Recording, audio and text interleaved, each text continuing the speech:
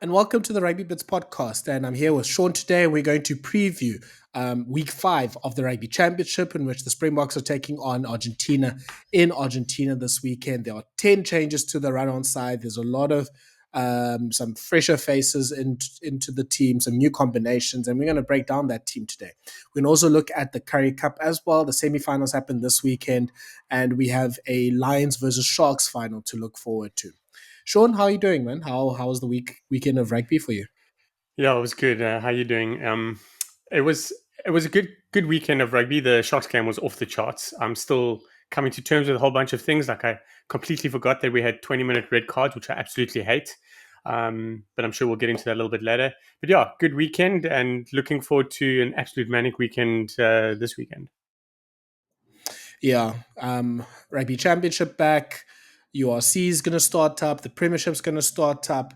Yeah, we're hoping that we can do a proper preview pod of all of those things because I think I think both Shaun and I are still trying to find out who's gone where and who's who in the zoo and what are the changes to the teams. But yeah, we can definitely do one hopefully early next week.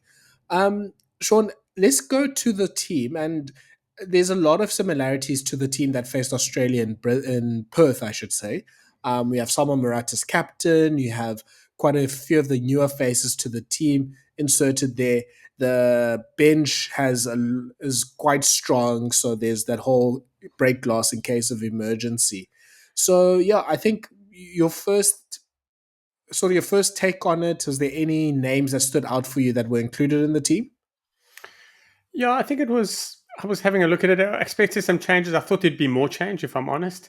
It's not about the players that are playing. It's more about the couple of guys that missed out that I thought would be interesting. But I will tell you something. It's a little bit embarrassing. I absolutely freaked out when I saw the side because instead of reading Jaden Hendricks on the bench, I read Jordan. So I thought we had Jordan Hendricks and Manie Libbok and only had Kobus Reinach as our scrum half. I was like, like if Chesn Colby was there, I'd understand maybe he'd cover. But yeah, so I was like freaking out about that, but I obviously just read it wrong. But yeah, it was just interesting. Like a couple of guys I thought would be getting rest, like Jesse Creel and Eben Etzebeth. A lot of people are kind of wondering, like, is this Eben Etzebeth off the bench just a way of making him break the all-time representation record for the Springboks on home ground? I don't know, but yeah, it should be interesting. Yeah, that is an interesting point. Hopefully, it doesn't come to that, so that Elizabeth can maybe break that record at home. But we saw what happened with the Perth game. That sometimes you do need the experienced players to come on, and yeah, I think with Argentina as well, it's such a weird team. I mean, we've talked about the highs and lows with them.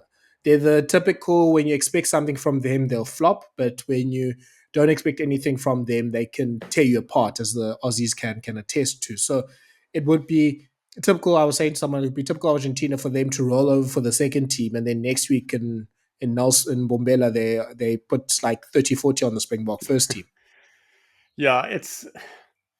I think if we're going to lose a game, it'll be this one, and I just don't see us losing at home. I think the team are super tight, super connected. I think they're very clear of everyone's roles, and I know I'm repeating myself. I've said this so much, but there's a very different vibe. Like we are, we're looking at this thinking, we could miss out to Argentina, and thinking that the Argentinians will play so well that they will beat us. But the truth is that we're in a very different space to that Argentinian side playing us. If you understand what I'm saying, like we are Yeah, a lot.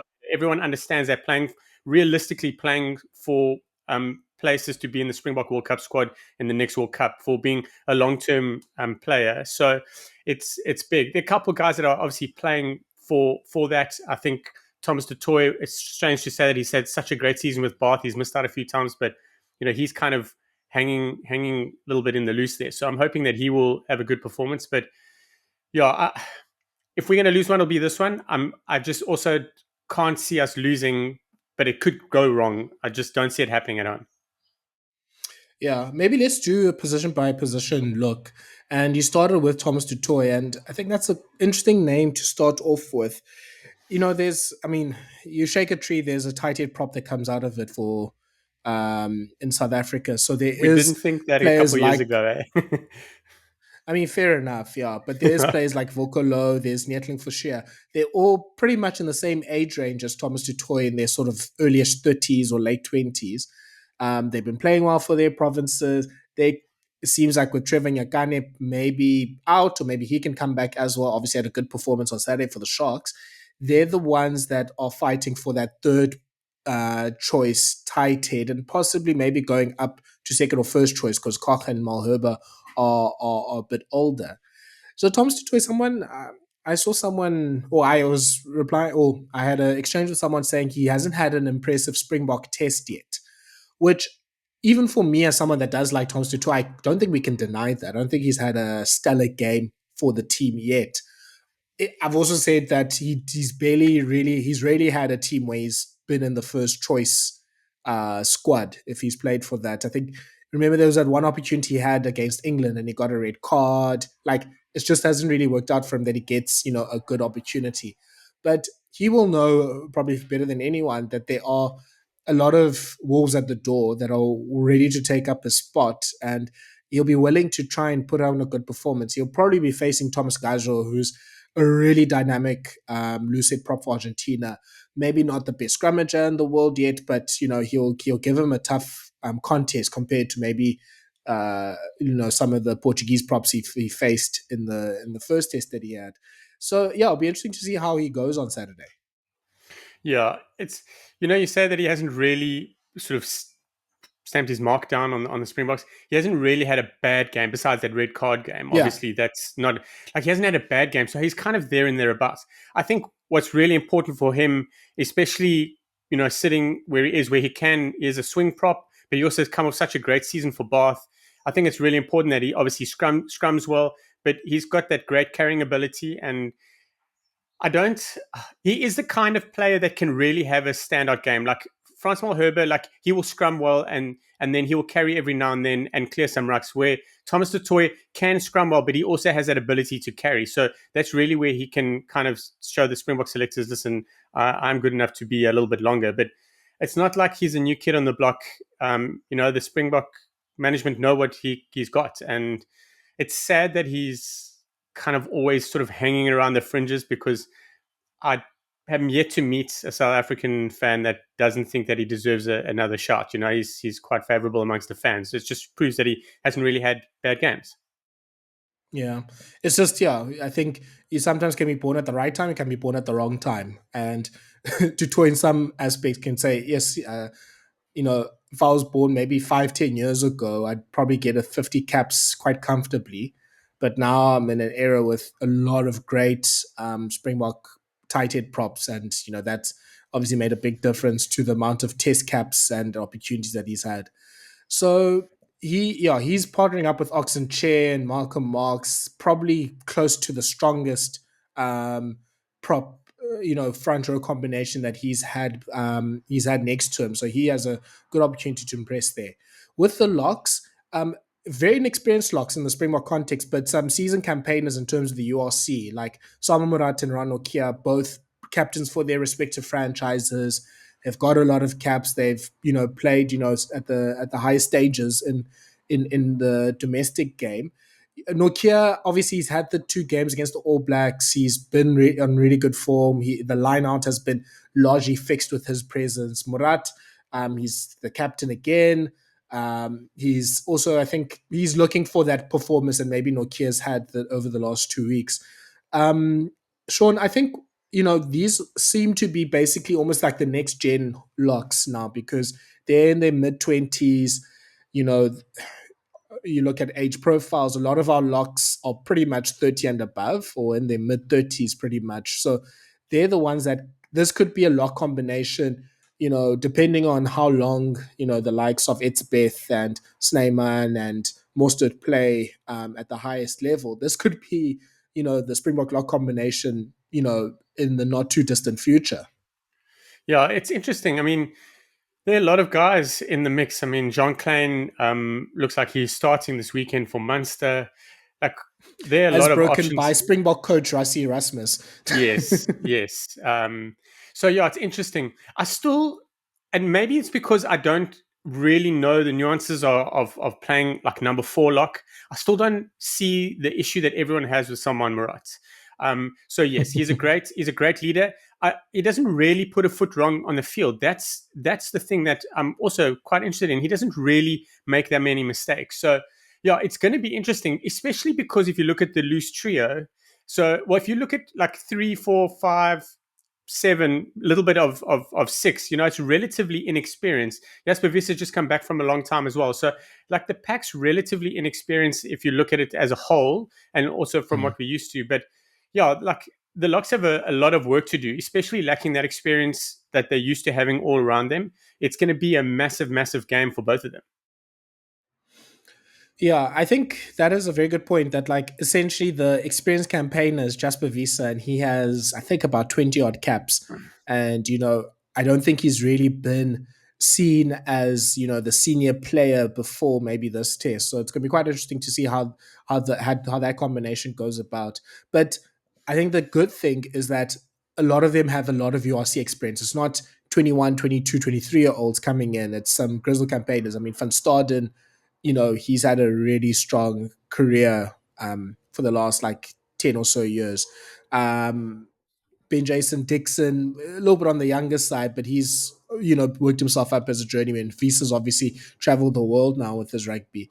So with the loose trio, I mean, Dixon has that sort of point to prove after being subbed off after the first half in the New Zealand game. And 9 times out of 10, those players that are given that treatment by Rassie Erasmus seem to, prove themselves again. So that could be a big test for him. Van Staden gets a rare start at open side flank. Um, Jasper Wiese is just getting into match fitness there. So yeah, it's a I think there's an interesting loose trio for that. It is balanced. Like you have the fetcher role, you have the enforcer, you have Visa as the ball carrier. There's a lot of balance there. But geez, that Argentine loose trio when they're on, with Kremer just tackling everyone that moves, with the dynamism of Matera and Gonzalez, they're hard to contain. So it's going to be that's definitely one area of the pitch where you can say definitely the Springboks are taking big disadvantage by not picking their first choice team. Yeah, and Kramer, who hasn't been carded in 40 odd games for club and Hey, country, hey, hey, like leave this him is a alone. whole this is a new guy in the same body. So yeah, they have been. I think the big thing the Argentinians were missing is their big players playing full games. I mean, Lavanini and Kramer, like perennial carders or bench sitters. Should I say naughty boy chair sitters? But back onto the loose trio. I think this whole loose trio has a point to prove. That's, I think, the big thing for me. Jasper Wiese has always been first choice 8 for me, especially for what happened during the World Cup. And, he was up against Dwayne Vermeulen. People didn't rate him. They think he's a flat track bully. Then he goes and does that in the World Cup, and he's changed the perception a little bit. But with the way Lowe is playing, and the fact that Lowe offers another line-out option, and that he can play 8 Yeah. and 4 and blindside flank, I think Lowe is putting a bit of pressure on Visser. So Marco van Staden, Dixon, and Visser, I think they all have a point to prove. It is balanced, yes. The only unbalanced place of it is the inexperience in the pack that we spoke about. But yeah, it's going to be good, and I'm looking forward to a big game from Dixon. Like it's going to be huge, and I think Mm. Visser as well. Visser seems to be someone that the red mist comes over, not in the way that it comes with Eben Etzebeth, where he wants to murder people, but Jasper is the kind of player that he really wants to absolutely smash people off their feet. That's the kind of vibe I get from him. So it should be a good one. Yeah. I also think for the Springboks, when you watch, at least I haven't watched the full game yet, but when you watch how Argentina just turned on, flipped that switch in their second test against Australia, you need I mean, I know the Springboks are trying to play a bit more of a ball in hand type of game plan, but that could be a big trap against Argentina, especially with the inexperienced side with inexperienced combinations. Like I think as a pack, they'll need to try and just control the pace of the game, have big hard carries, get the momentum and advantage through that. Don't I think what caught out Dixon, especially in that first New Zealand test, was trying to play fast for fast sake, and then you trying offloads and all that sort of stuff, and you miss the mark, and you just give turnover ball to a team that is hungry for it. Like I Do you think know? that's where no go on, Sean. Yeah, Sorry. So the one thing that you're 100% right. Don't play fast for fast sake. The one thing that I think Rassie Erasmus has shown throughout his coaching career, and even when Jacques Nino was there, is anything that we want to bring to a test match is we try it out. Like the players have to be Mm. fit in that moment in test match environment, like being fast and stuff like that. And Dixon obviously then just got a bit wrong, but that's such a great point. Like, don't be fast for fast's sake. And that just comes with experience. Yeah. So I think that's where the lineout will be important with, Nokia, Morat just setting up some rolling malls and just trying to grind them out. You kind of almost have to bore the Argentines out of a game. Like the more you bore them, the better. But if you keep them in the game with, opportunities for turnovers for them to tackle and, they get a few hits, they can sort of get up, then it becomes a long day in the office for you. And I think for the loose forwards, I mean, we'll look for big carries from, Dixon and Visa especially, but obviously there's with Van Staden playing, I think it's a good opportunity for him to really put some pressure on the Argentine racks, obviously as a fetcher. Um, Dixon, you're looking for that type of game where he's also putting up high tackle numbers. Visa, I think, especially that first test against New Zealand, I thought he had probably sort of underrated one of his better test matches, like just his ability to involve himself in multiple areas. So that sort of thing will be needed because, geez, like there isn't much.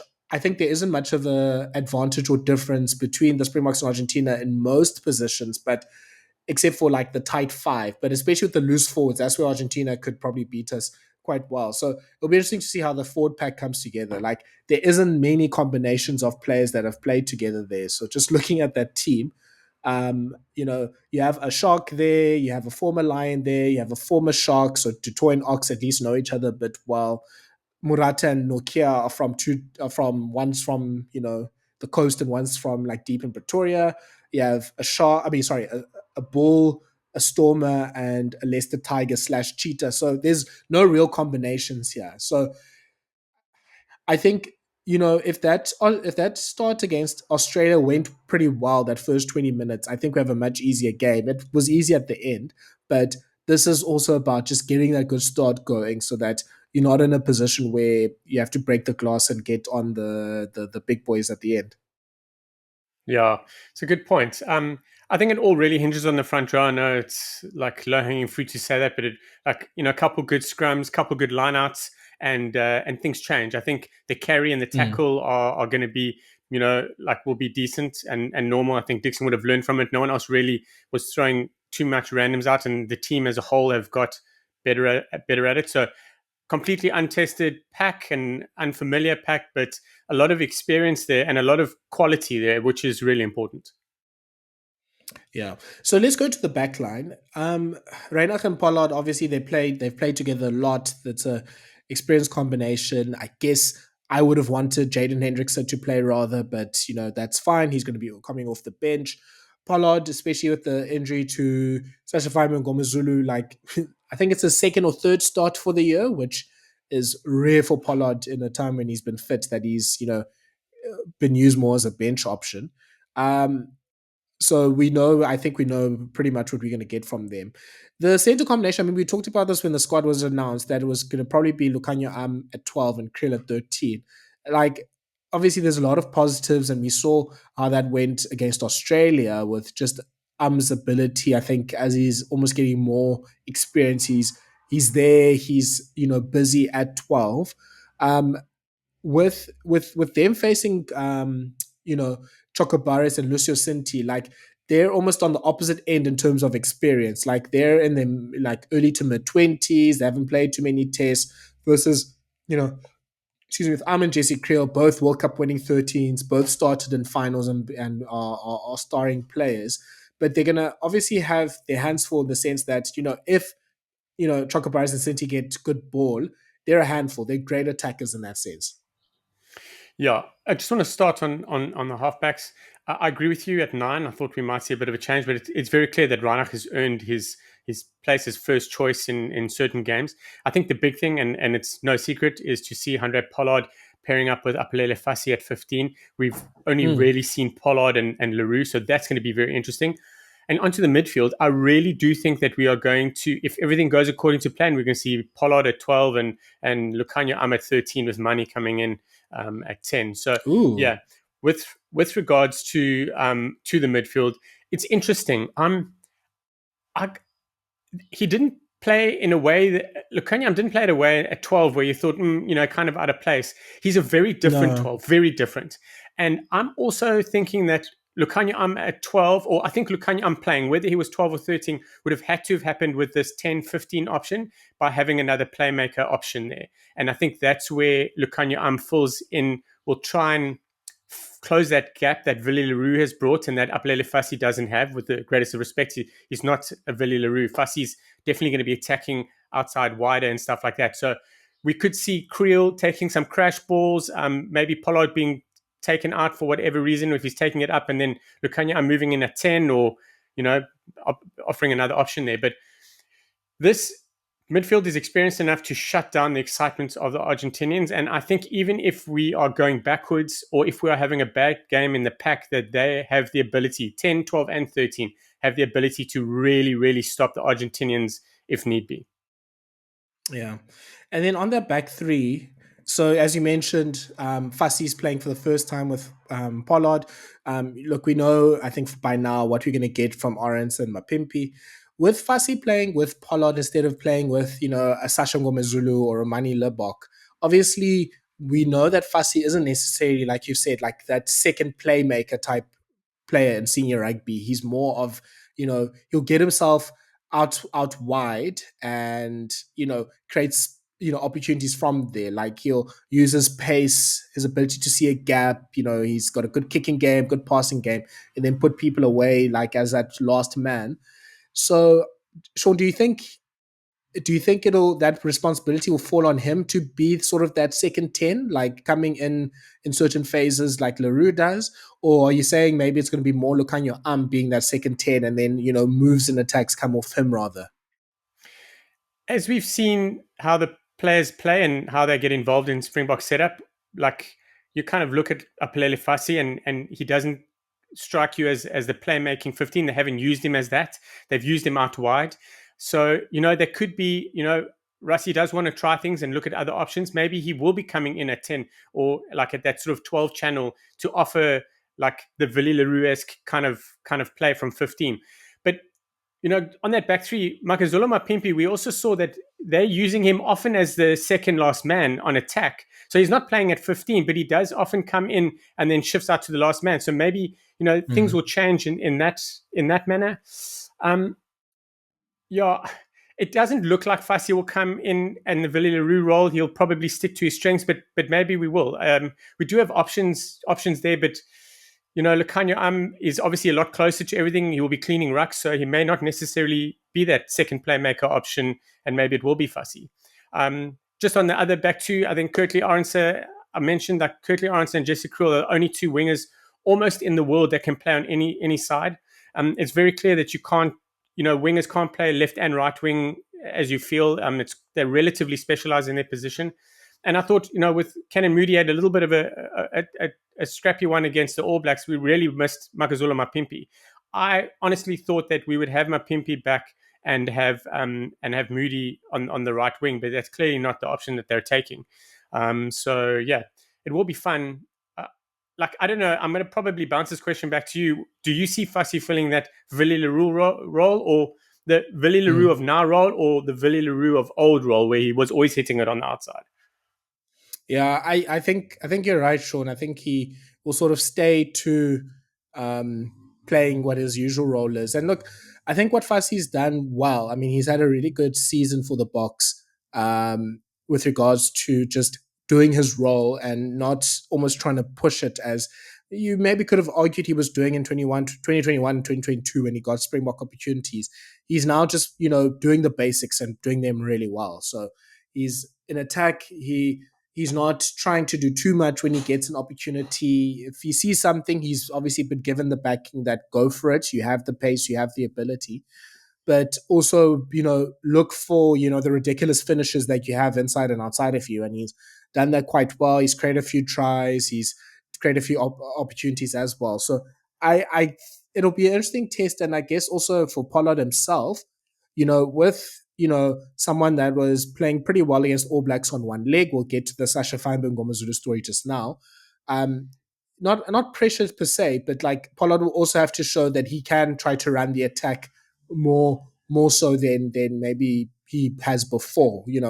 He not having Leroux there, he's going to be the senior person in attack. I guess him and to an extent, and he should be able to get those phases going, get the communication going, making sure that they stay in the right shape, and obviously going for it when it's on, but also knowing, look, if it does get a bit difficult, Argentina gets a bit of a lead, or like things are happening, balls are being dropped. I haven't checked what the weather is, so I don't know. Like, for example, when we saw in Perth a few weeks ago when it was raining, like just being able to quicken up and slow the game down. And look, Pollard is fantastic at that. So it'll be interesting to see, because I think if you were to mix and match like 10s and 15s together, this is almost like the worst match. Like if this was like Tinder or something like that, it'd be like, oh, I'm not so sure about this. It could be a pretty spicy date that happens here. Like you can see how it could go wrong. But look, I mean, there's opportunities for it to go right. So maybe other players will start stepping up.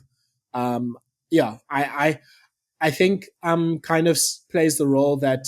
Sorry about that. There's a lot of rain happening behind me, but Dame Dialendi, he's been more of a playmaker, I think, in the last few weeks, and moves being launched off him. So could possibly do that. The one disadvantage I see with our backline is there isn't, obviously, without Dialendi, without Estes, there isn't that one big ball carrier that maybe is needed at times. Jesse Krill is going to be that guy. I guess so, yeah. Lukanya Am's the kind of player that you want lots of. You need him to have lots of touches on the ball. So you kind of need him free. So like probably Pollard and Creel will be taking quite a bit more up. I think will take some up as well. He's a massive guy as well. But it's gonna be interesting, and it's gonna be fun to watch. Like there's a lot of stuff that doesn't look unbalanced in our eyes from what we're used to watching. But remember, Andre Pollard was the player that started when we played our most exciting rugby against Ireland in the first half of the opening test match.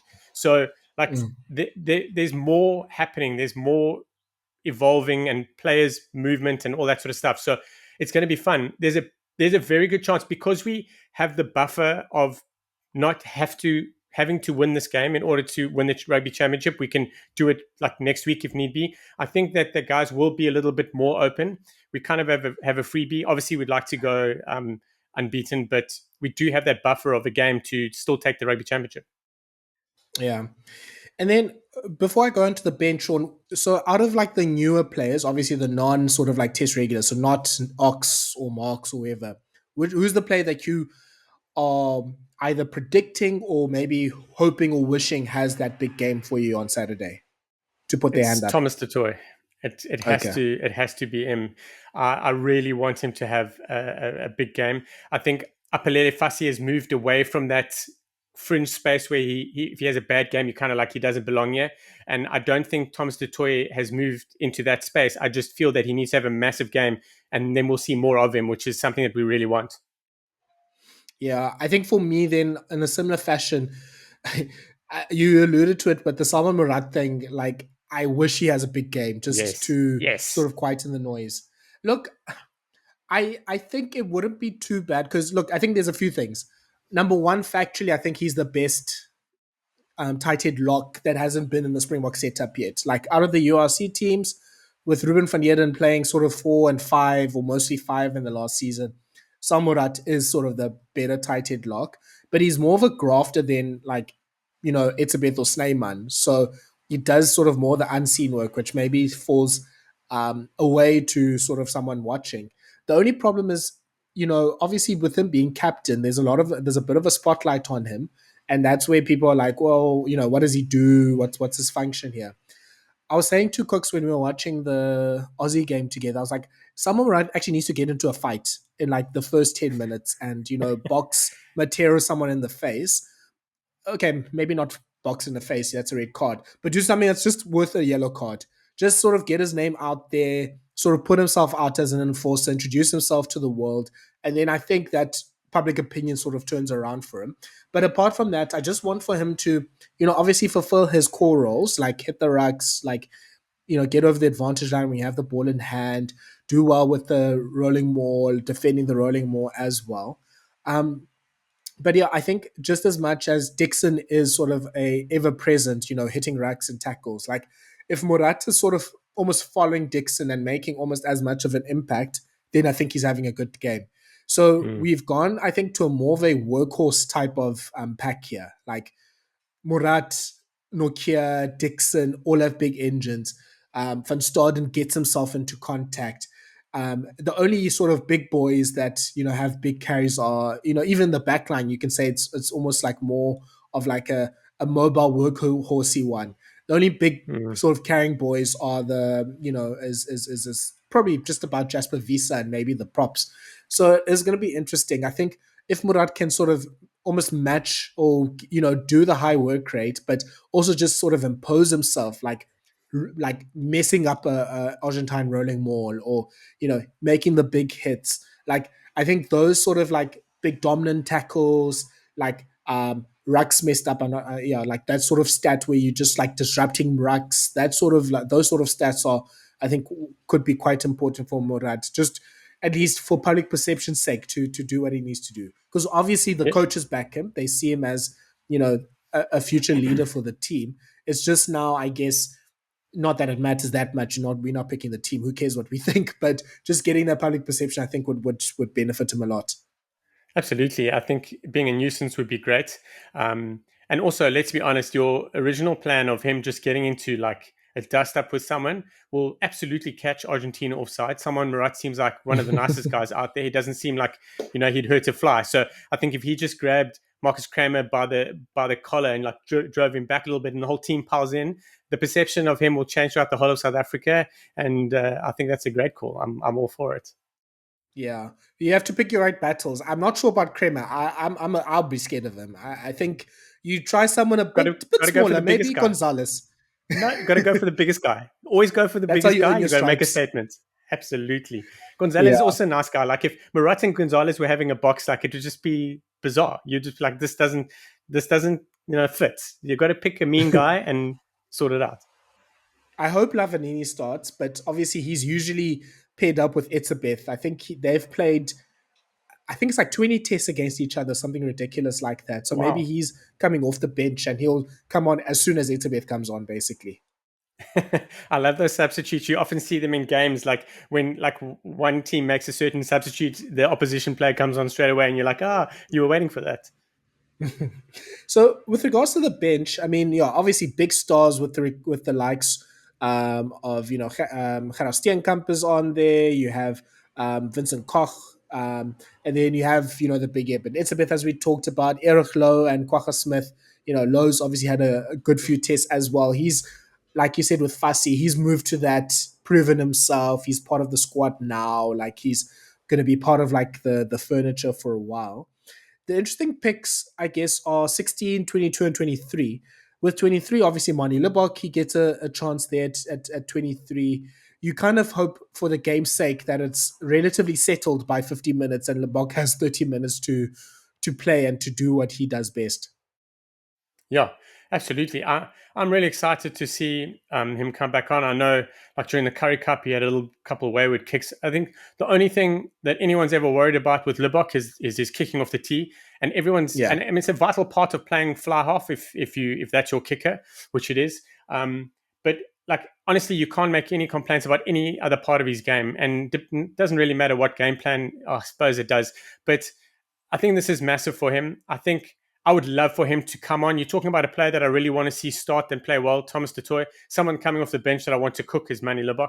Mm. I'd really like to see him, just change it up, just kind of be that guy that we saw debut for the Springboks and take into the World Cup. Like that guy didn't worry about anything, and he doesn't seem to be that guy that will. So it's going to be great to see him come on. I wouldn't mind him getting a little bit more time. Jesse Creel could really do with a break. So once we take maybe 40 minutes into the game, if we've got a decent lead, then you just shift everyone out, take Creel off, and put Manie in a 10. Yeah. I think it's almost getting to that point. I don't know if you watch golf, Sean. I mean, you probably watch more golf than I do, but like, when a golfer really is struggling with putting, like you don't want to see The them putt for yips, a the game. yips is real, man. Yeah. So I really don't want the worst case scenario of Pollard sort of has to come off after 10, 15 minutes. And it's a rough game. The crowd is getting into it. That moat has crocodiles in it that almost killed Jean de Villiers a few years ago.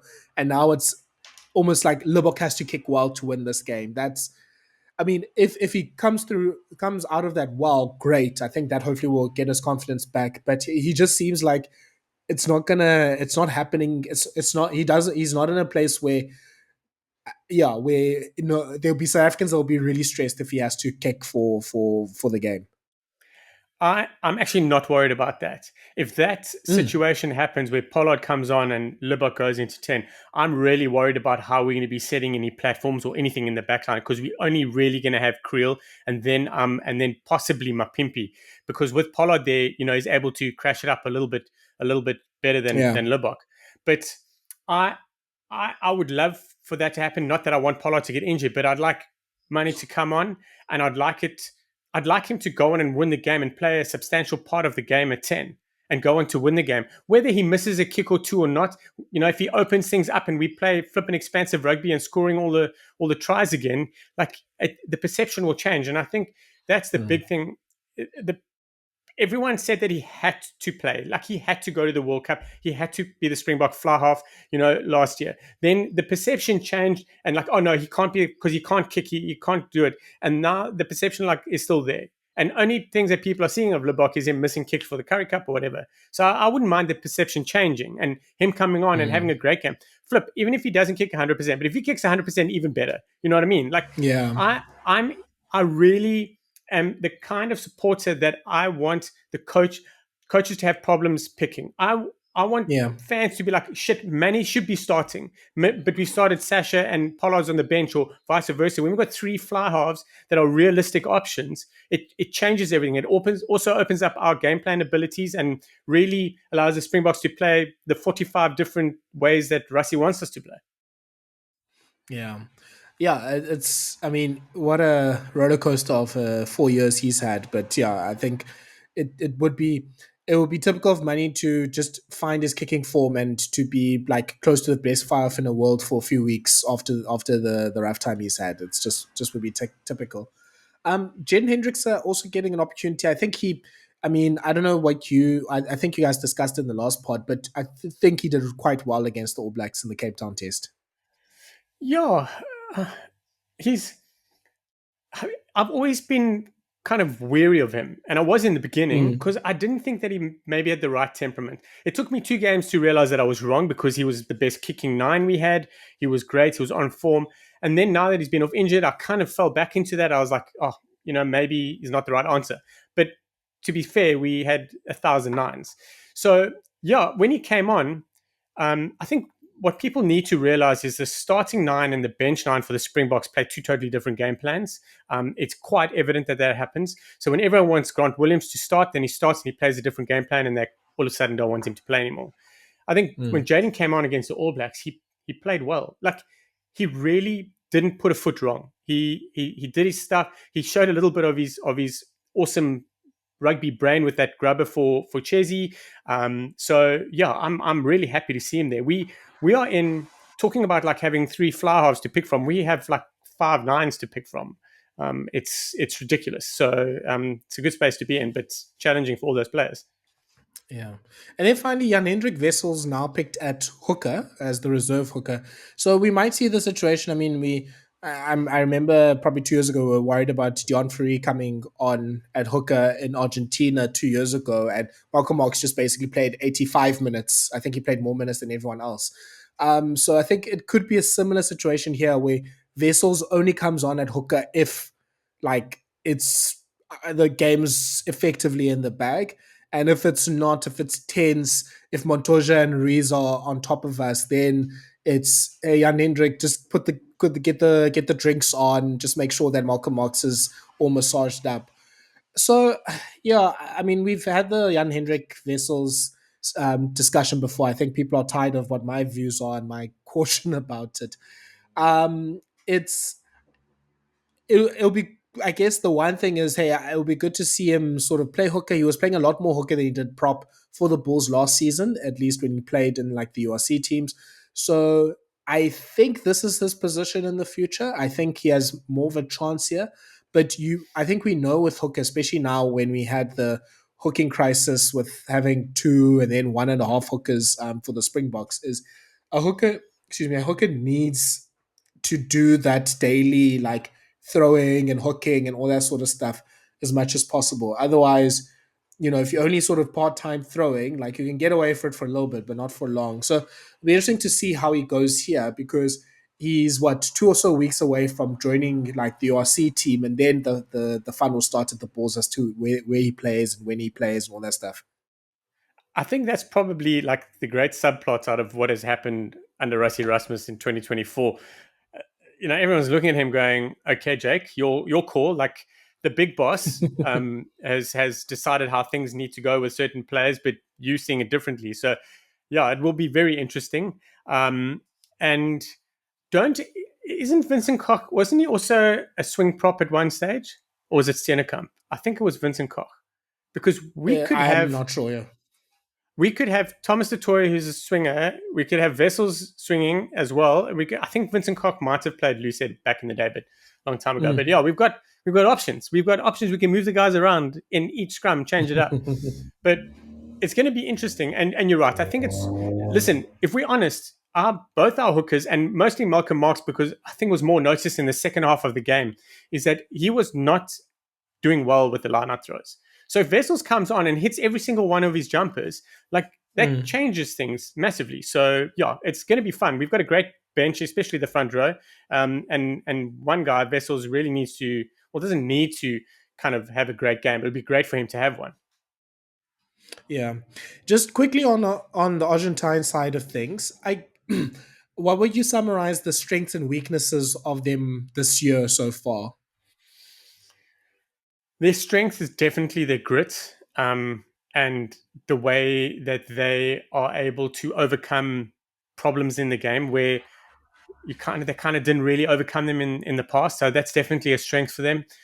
Their weakness is the ability to have an Argentinian style game, like really have a problem game.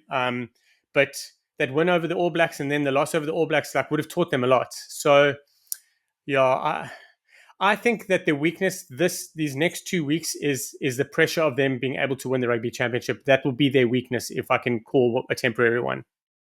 Mm. Yeah, look, I think they're a team that likes, they're a team that likes the game being played on land, and I say this because they don't mind having the ball in hand. They don't mind making tackles. They're a team that doesn't really, I'm looking at the stats, like in terms of kicks from hand, they rank last in the rugby championship with 23 kicks a game, with a boxer at 28 kicks a game. So it doesn't seem like a big difference, but it is a pretty big difference in the test arena. And look,